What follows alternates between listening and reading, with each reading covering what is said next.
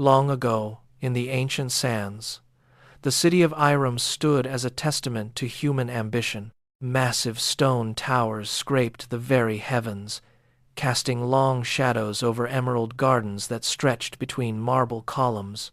The citizens lived in immense wealth, their hands carving stone with a precision the world had never seen. But within these golden halls, a dangerous pride was born. They walked past shimmering fountains, forgetting the Creator who provided the water. They stopped bowing in prayer, convinced that their own hands had built this paradise. Their hearts became as hard as the stone they mastered, setting the stage for a reckoning. Prophet Hud walked through the bustling markets, his voice a steady anchor amidst the arrogant chatter of merchants and lords. He stood at the city square, raising a hand to command silence. "Serve Allah, my people," he declared. "You have no God but Him.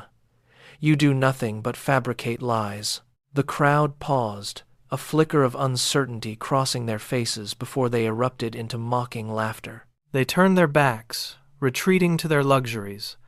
Prophet Hud watched them go, his heart heavy. He climbed a high hill, looking down at the monuments. "Do you build these structures in vanity? Do you act like cruel tyrants?" he called out. "Fear Allah and follow me." The sky over Iram shifted, turning a bruised and unnatural purple. Suddenly, the abundance vanished. The deep wells ran dry, leaving nothing but cracked, gray mud at the bottom. Canals that once surged with life-giving water turned to choking dust. Lush green leaves withered, curling into brown husks before falling to the parched earth.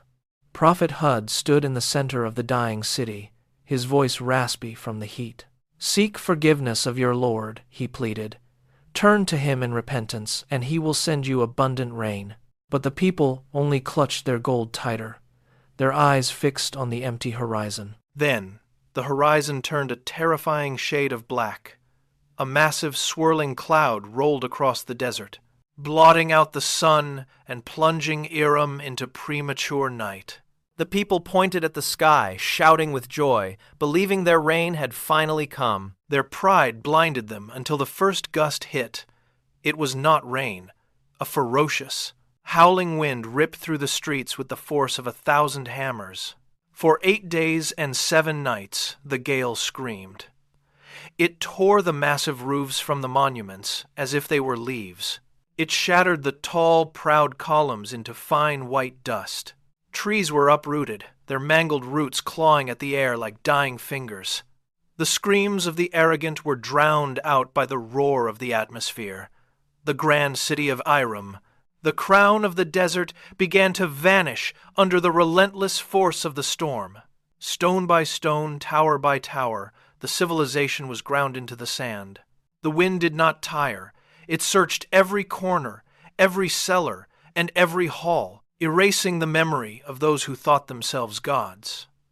By the 7th night, the silhouette of the great towers had completely disappeared into the swirling vortex of the sky. When the wind finally ceased, a heavy silence hung over the ruins. Nothing remained of Iram's pride. Only Prophet Hud and the faithful stood safe on the outskirts, witnesses to the power of their Lord.